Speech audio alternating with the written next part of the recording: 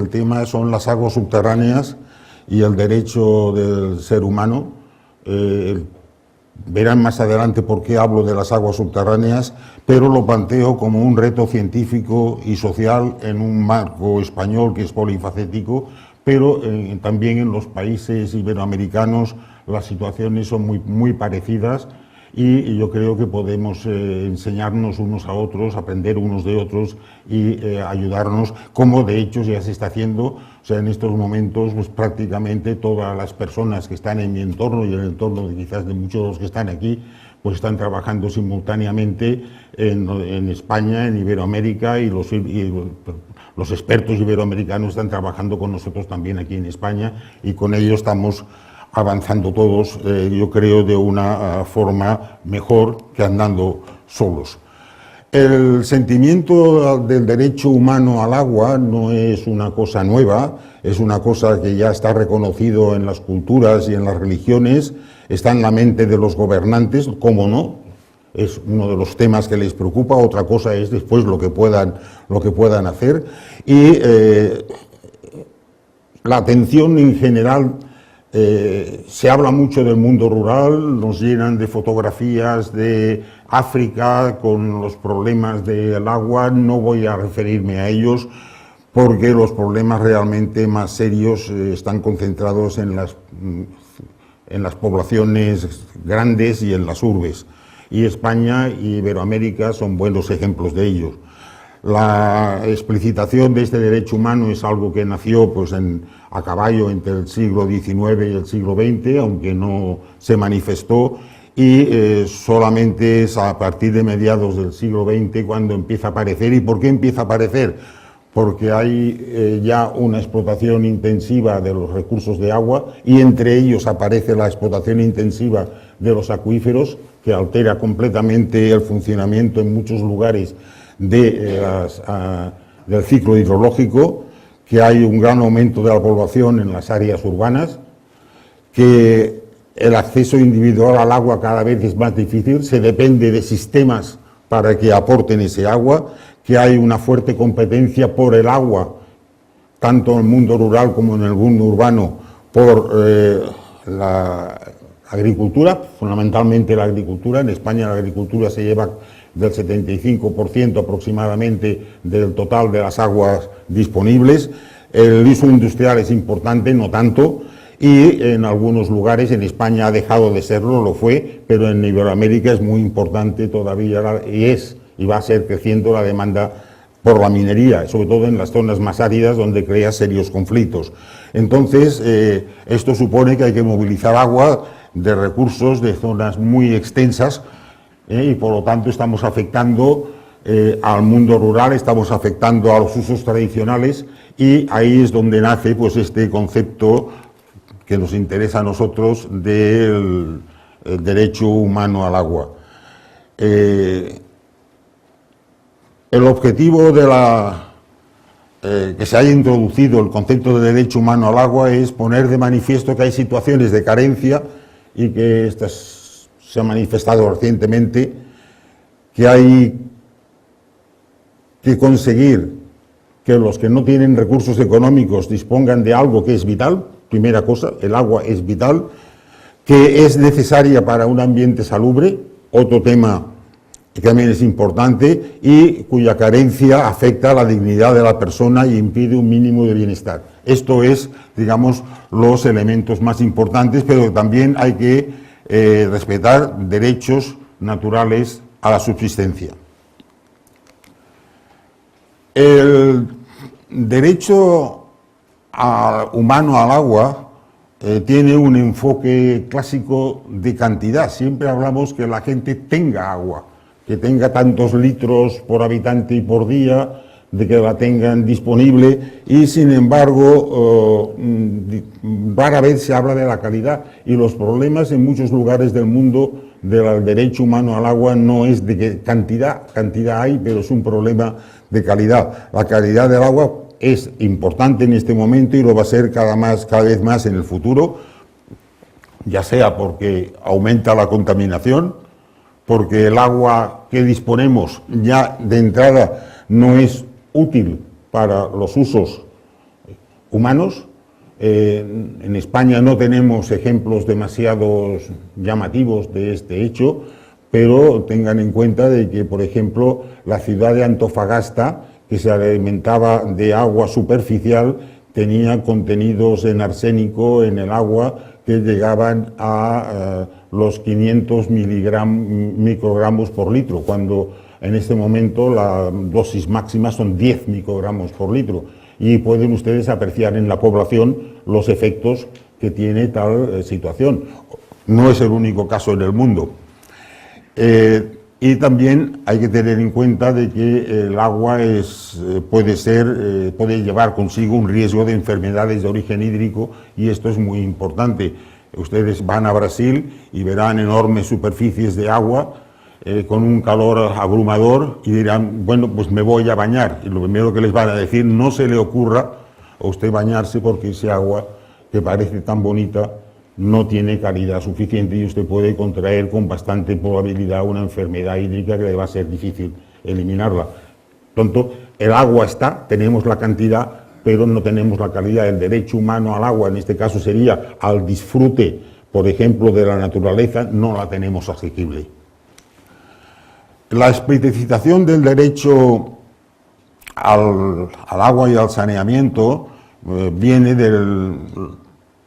de la década internacional de la acción Agua y Vida, que se desarrolló entre 2005 y 2015 por Naciones Unidas, en el cual se aprobó el derecho humano al agua y al saneamiento en el año 2010, en el cual, y esto es el resumen, se pide a los estados y organizaciones internacionales que provean, y aquí vienen ahora los diferentes puntos que yo creo que están muy bien resumidos: recursos económicos, ayudas a la capacitación y transferencia tecnológica.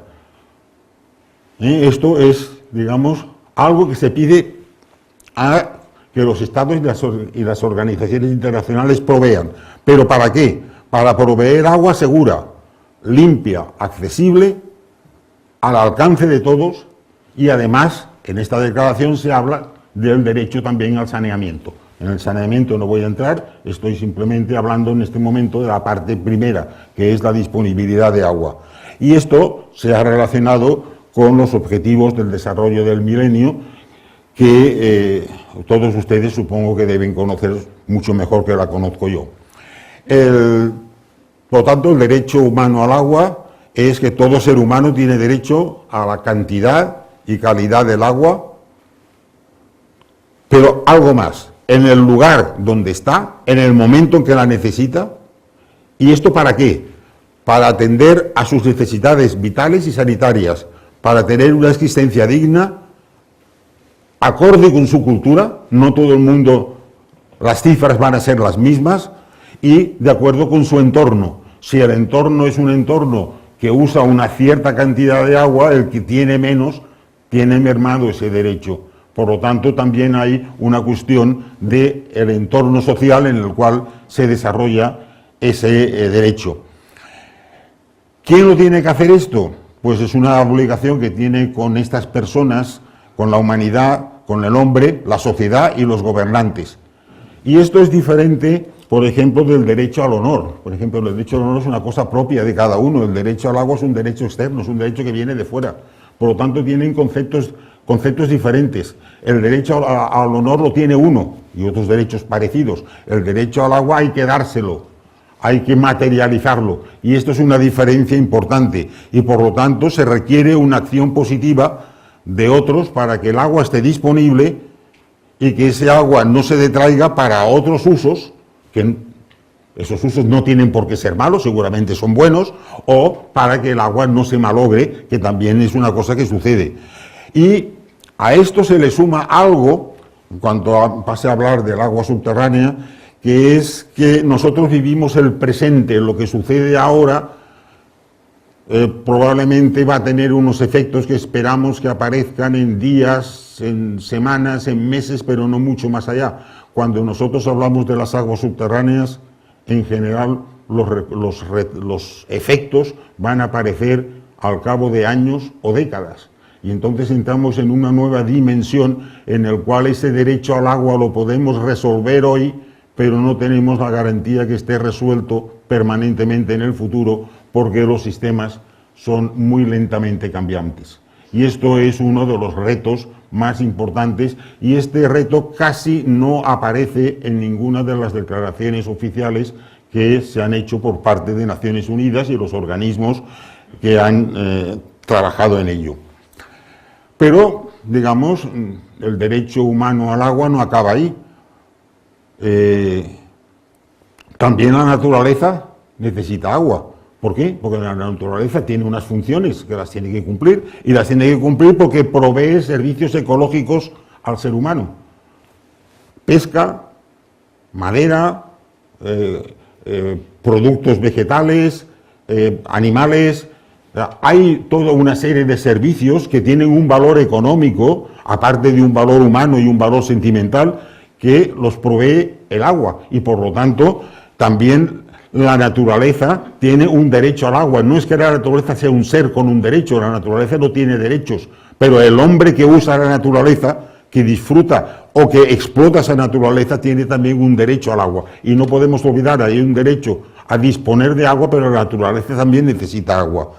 Y que, además, el agua hace falta para proveer alimentos, para proveer fibras, para muchas otras funciones, para producir, para la industria. No entro en la producción hidroeléctrica porque no es consumidora de agua en principio, es solamente una parte pequeña la que se va a perder, y por lo tanto eso también lo necesitamos. Hay un derecho, en cierta manera, al alimento. Si tenemos un derecho al alimento, tenemos un derecho al agua para producir ese alimento. Entonces el sistema es un sistema complejo, y es un sistema que no se puede decir simplemente el agua es un derecho humano para la bebida y para el saneamiento. Hay bastantes más elementos involucrados.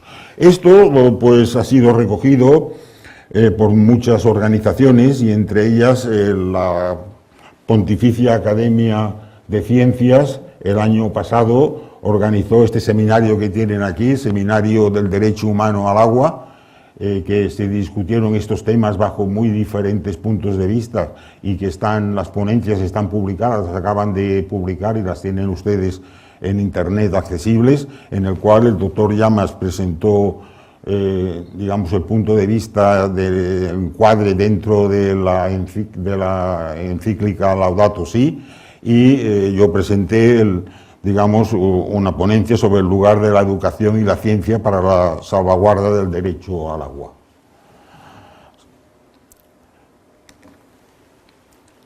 ¿Cómo se materializa el derecho humano al agua? Pues hay que hacer un esfuerzo, hay que hacer inversiones, y esto tiene unos costes.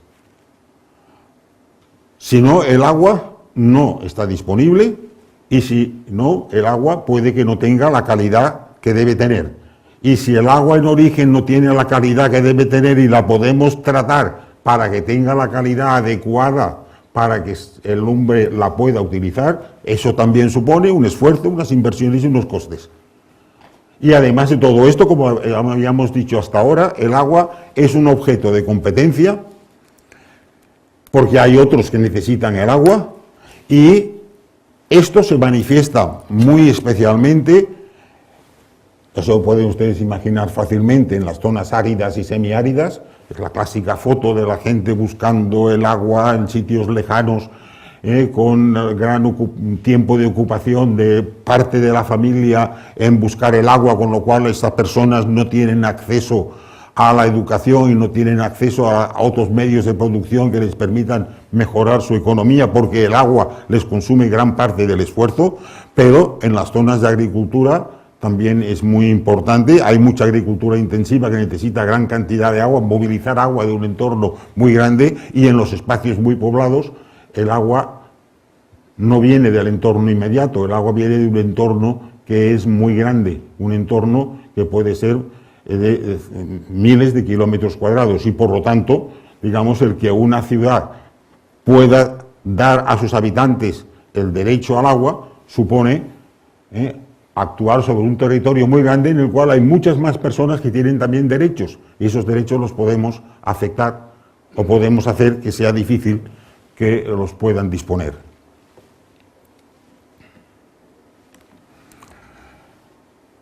Por lo tanto, si hay que hacer todo esto, el receptor del derecho humano al agua, tiene que hacer algo, tiene que participar en los esfuerzos, en las inversiones y en los costes. ¿Y esto cómo lo hace? Pues pagando una tarifa.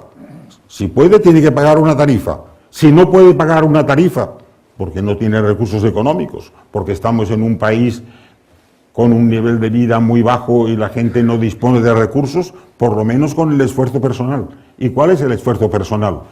Pues mantener, vigilar, medir, conservar, realizar servicios para la sociedad y realizar servicios para el medio ambiente. Esto, es la forma de poder materializar ese derecho. Si no hay una contrapartida, ese derecho no puede realizarse porque hay unas acciones y alguien tiene que mantener esas acciones. Y el mantenimiento de esas acciones no es externo, sino tiene que internalizarse en la propia sociedad o en los propios individuos que reciben ese derecho. La sociedad debe cubrir los costes con recursos comunes, por supuesto, y cuando una persona tiene un derecho al agua, además, debe poder compartirla. Esto es el concepto que redondea lo que habíamos dicho anteriormente. En todo esto, la ciencia y la técnica que se deriva de la ciencia juega un papel muy importante. Si no entendemos cómo es el ciclo del agua, si no entendemos por qué el agua está en un sitio, cuál es su régimen, cuál es su calidad, por qué tiene esa calidad, difícilmente vamos a poder cumplir con el derecho humano al agua, porque no vamos a poder tener las condiciones para poderlo hacer. Pero esto es reciente. La hidrología de superficie tiene como mucho tirando atrás 2 siglos. No hay mucha experiencia, hay bastante, pero en las aguas subterráneas tenemos en general medio siglo de experiencia. O sea, todavía estamos modificando un ciclo hidrológico y no hemos aprendido todavía a manejarlo bien. Somos un poco el aprendiz de brujo de Paul Dukas, que ustedes conocen perfectamente la historia, en el cual pues estamos con pozos, con obras, sacando un agua, pero sin saber exactamente qué es lo que estamos haciendo. Ahora empezamos a enterarnos, ahora empezamos a saberlo. Y por lo tanto, esto es importante. O sea, no vamos a estar dentro de 10 años igual que ahora, y dentro de 20 años no vamos a estar igual que ahora, porque los sistemas evolucionan muy lentamente. ¿Qué hace la ciencia? Pues da el conocimiento, y por lo tanto es el que permite obtener métodos mejorados, introducir la perspectiva espacio-temporal que raras veces está presente. La ciencia disminuye el riesgo de errores. El disminuir el riesgo de errores quiere decir que se evitan costes que son importantes, que no vamos a poder nunca hacer las cosas perfectas, pero si aplicamos ciencia las haremos menos mal, y por tanto nos equivocaremos menos y tendremos menos coste. Nos seguiremos equivocando, pero no costará tanto.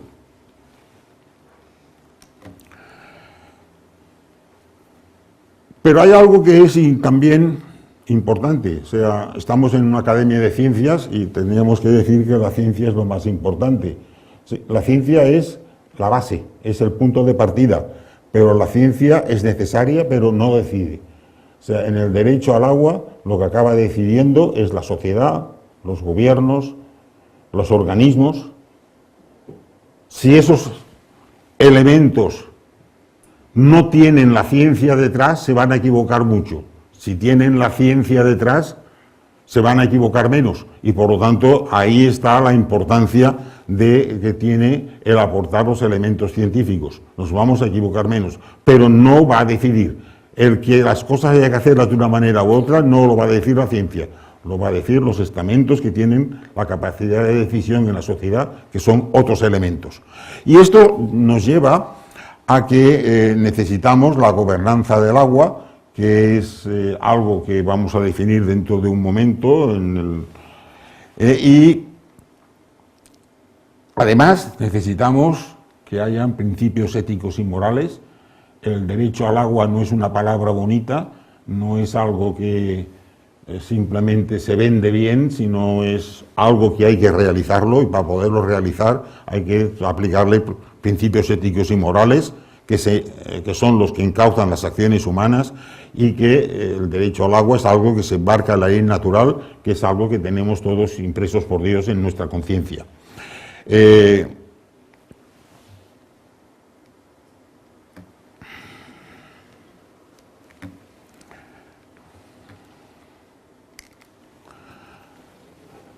expuesto esta figura, que es del doctor Llamas, él no se acordará seguramente, pero es de los años 60, en el cual, bueno, pues aquí se habla de cómo se calcula el caudal de un río, cómo es lo que influye, pueden ver las enormes conexiones que hay, o sea, la ciencia no es una cosa que es sencilla, la ciencia lo conforma toda una serie de conocimientos importantes en los cuales hay muchas cosas que manejar. Por lo tanto, cuando hablamos que la ciencia es necesaria, hace falta la ciencia necesaria con todos los elementos, y conocido todo el sistema es cuando podemos decir cómo podemos respetar el derecho al agua, cómo podemos utilizarla en un sitio o no utilizarla en otro, cómo podemos aumentar la disponibilidad en un sitio o cómo podemos proteger la calidad en otro. No estamos ante una ciencia sencilla, estamos ante una ciencia relativamente complicada, que además se complica todavía más en el momento en que ponemos las aguas subterráneas, por el mero hecho, no porque no las veamos, no vamos a creer en ellas, tampoco vemos la electricidad y la manejamos, las aguas subterráneas están perfectamente definidas, pero su comportamiento es muy diferente de las aguas superficiales, y por lo tanto esto ha tenido que formar un nuevo cuerpo de doctrina que solo tiene pues 5 décadas de existencia, y por lo tanto todavía tenemos mucho que desarrollar. Y además de todo esto nos encontramos en un mundo que es cambiante. Todo el mundo habla del cambio climático ahora, pero yo les propongo que miren hacia atrás. Hablar del cambio climático hacia adelante, normalmente catastróficamente, es muy fácil, pero miremos hacia atrás. El clima no ha sido constante, ha ido variando. En Europa, entre los siglos XVI, XVII y finales del XVI hasta principios del XIX, era muy fría. Las cosechas eran muy malas. Y más que en España, lo eran en Alemania y lo eran en Inglaterra. Y eso forzó enormes migraciones de personal hacia América, porque no tenían con qué comer. Y esto hoy en día ya prácticamente no lo recuerda nadie. Yo como anécdota les puedo decir, si ustedes veo que tienen ya algunos una edad pues ya avanzada, y entonces pues supongo que en su juventud leyeron a Julio Verne. Julio Verne escribió 100 y pico de novelas, de las cuales son conocidas unas muy pocas. La mayor parte de ellas las sacaba simplemente de las noticias de los diarios, de la prensa de aquel tiempo, y los problemas que vivían en aquella época era la navegación por el Mar del Norte. Los hielos en el Mar del Norte era lo que acaparaba toda la prensa y lo que excitaba la imaginación de este escritor. Hoy en día nadie se le ocurre hablar de la navegación por el Atlántico Norte, no hay problemas de hielo, no hay problemas de nada, es completamente libre. El clima nos ha cambiado, y no porque lo hayamos cambiado nosotros, porque el clima está cambiando continuamente. Y a tiempo más corto, si ustedes toman la pluviometría, esto está hecho para el caso español, de las estaciones más largas, en España la estación más larga tiene unos 150 años de datos. Si ustedes calculan la media del periodo y a cada año le restan la media y la acumulan, tienen las curvas que tienen dibujadas aquí. Y en estas curvas que tienen ustedes dibujadas aquí, fíjense que, por ejemplo, en este periodo que estamos ahora reciente, estamos en esta parte que corresponde a la zona de la meseta y Andalucía. Hemos estado en un periodo seco. Llega hasta el año 2000, no están actualizadas, pero hay un periodo seco, cada vez hay menos, se va desacumulando. Pero en la época de 1950 a 1980 fue una época muy húmeda. No es que lloviese mucho más, es que todos los años eran un poquito más húmedos, con algún año seco intercalado, por supuesto. La gran sequía que después de la Guerra Civil Española Los años catastróficos, aquellos que vinieron, fíjense que no fueron tan graves. Sí que hubo una desacumulación, pero no fue ninguna cosa extraordinaria, comparado, por ejemplo, con la que hubo entre 1860 y 1880 en España. Fue una sequía tremenda, y esa sequía tremenda tuvo muchas convulsiones de tipo político, de cambios de gobierno, de inestabilidad, de hambre, de inmigración, y esto lo reflejamos, y esto se va a seguir. Esto va a seguir, no lo podemos evitar, y por lo tanto el derecho al agua lo tenemos además que poner en el contexto del tiempo. No es lo mismo estar en una época de acumulación de reservas que en una época de desacumulación de reservas, y habrá que tomar las medidas correspondientes para que ese derecho al agua se mantenga en ambas situaciones a base de jugar con el conjunto de los recursos, y ahí es donde la ciencia no aporta soluciones, pero aconseja soluciones que si la sociedad las adopta, cometerá menos errores. La fase subterránea del ciclo del agua un poco ya la he enunciado. ¿Qué nos pasa? Pues que tenemos cambios muy lentos, efectos diferidos, y estos efectos diferidos quiere decir que lo que en unos sitios hacemos en el verano nos va a repercutir en el invierno, en los acuíferos pequeños. En los acuíferos medianos, lo que hacemos en una sequía es algo que se va a manifestar como falta de agua en los años siguientes. ¿Veis? Esos manantiales que han disminuido el caudal no es un cambio climático, es agua que la hemos tomado prestada anteriormente. Y en acuíferos de mayor tamaño, veamos, por ejemplo, en España no hay grandes acuíferos de muy gran tamaño, pero La Mancha, por ejemplo, es un gran acuífero.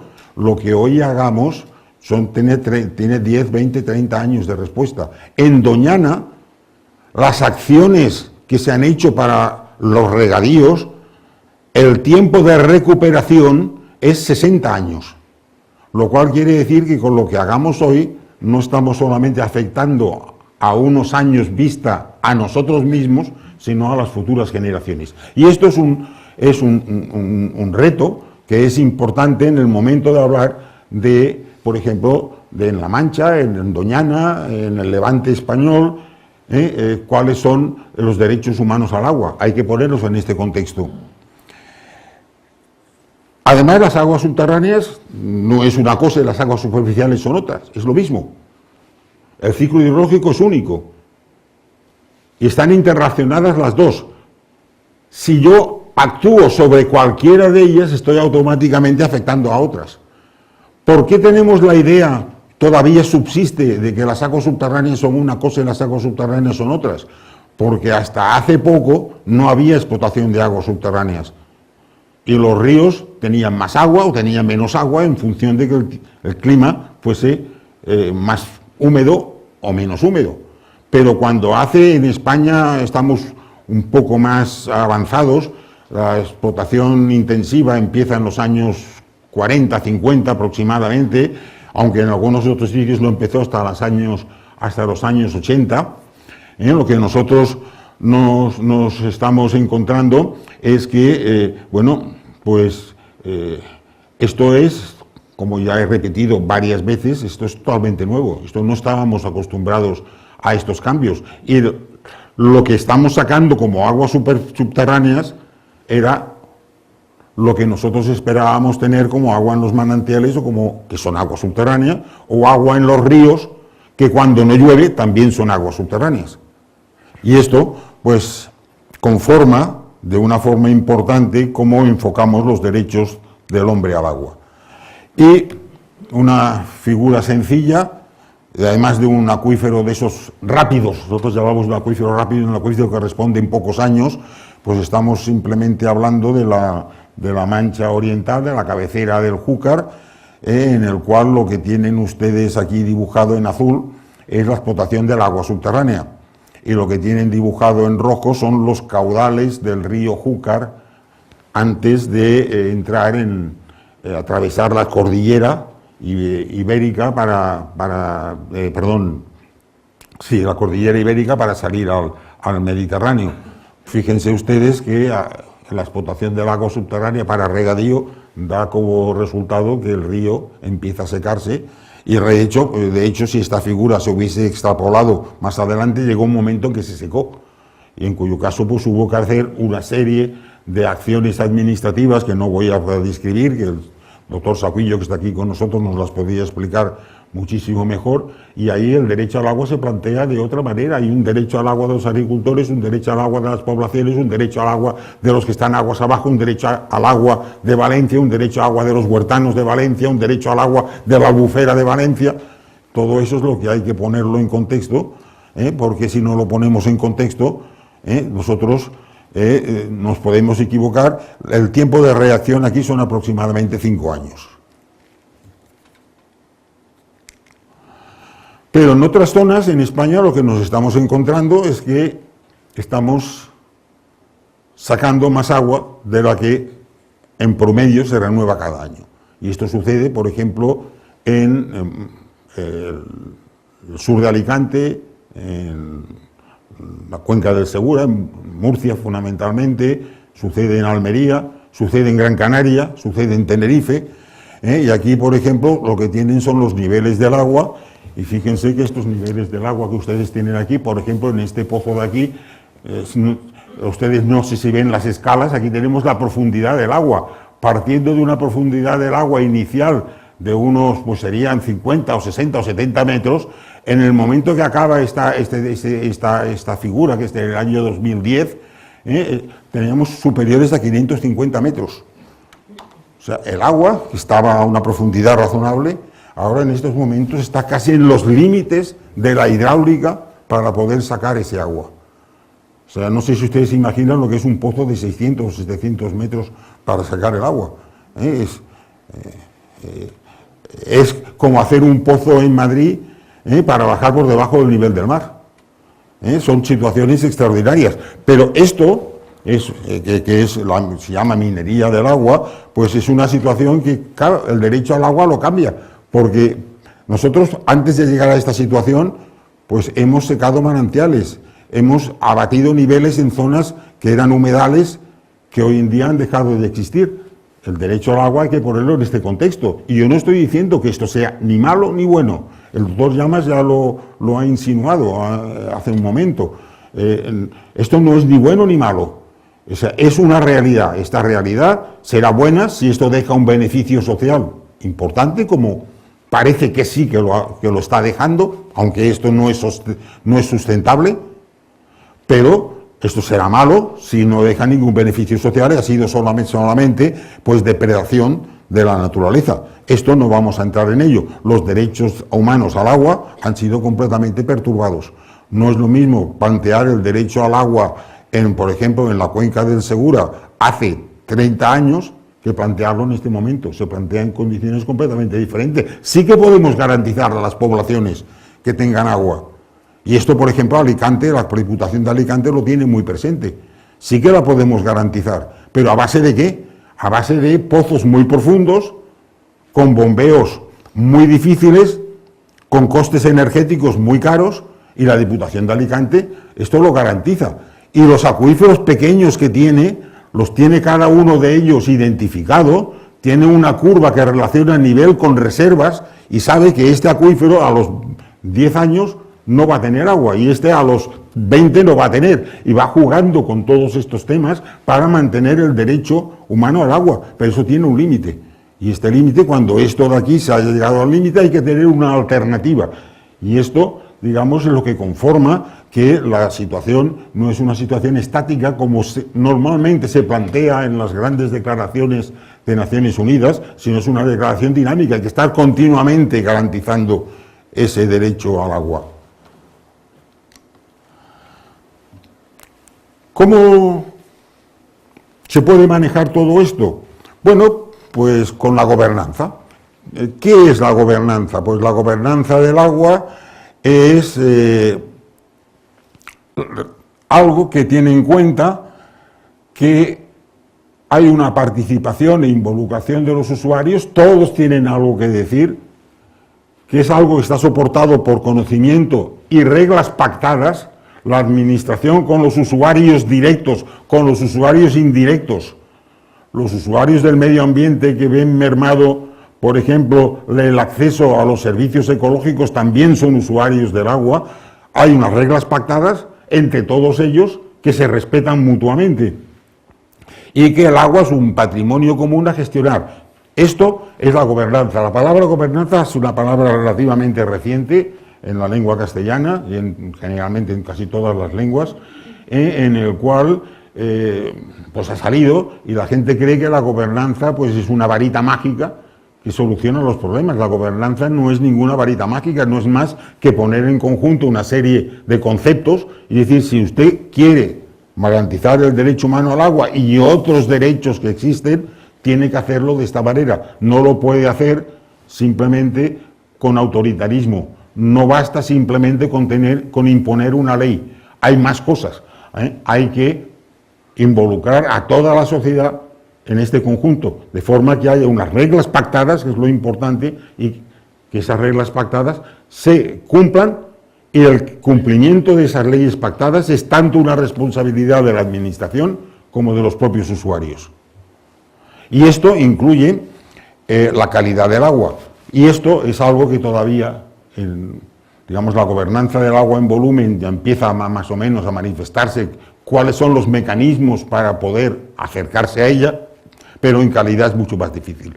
Y hablando, por ejemplo, de derecho al agua, ¿por qué pongo esta fotografía? Esta fotografía que está aquí, esto es una laguna de salmuera, situada al lado, junto al salar de Atacama, en el cual pueden ver por el fondo una cantidad grande de flamencos. Esto tiene agua, tiene de medio metro a 1 metro, no tiene más. Esto es importantísimo para que existan los flamencos. Bueno, pueden decir, si no hay flamencos, bueno, pero es que este agua esté aquí y este agua se mantenga, a pesar de las grandes explotaciones que hay en los salares para sacar salmuera, de la cual se saca el litio, que son las pilas que tenemos por aquí dentro, que todos usamos, el 80% del litio de las pilas sale de justo al lado de donde estamos aquí. El mantener esto es muy importante porque la población que existe aquí no bebe salmuera, evidentemente, pero esto de aquí, para ellos es un medio de vida muy importante.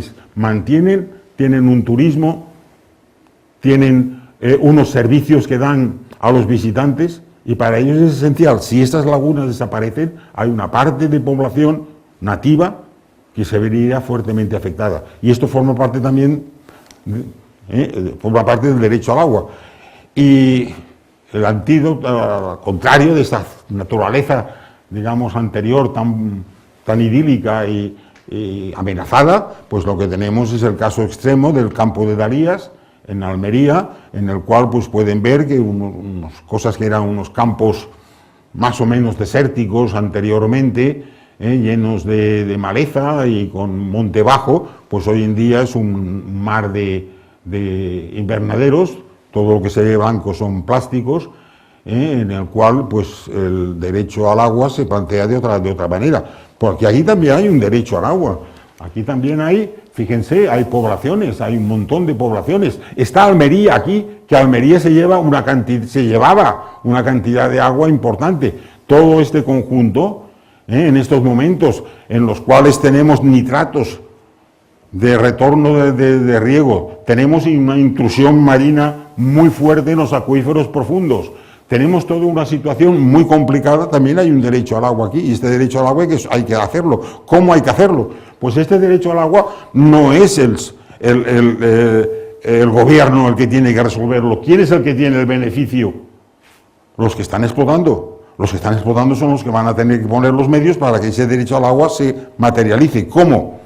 Si no hay los elementos de la gobernanza, es la administración pública la que tiene la obligación de conseguir que se haga, no de hacerlo. Lo que hacemos en España es dar ese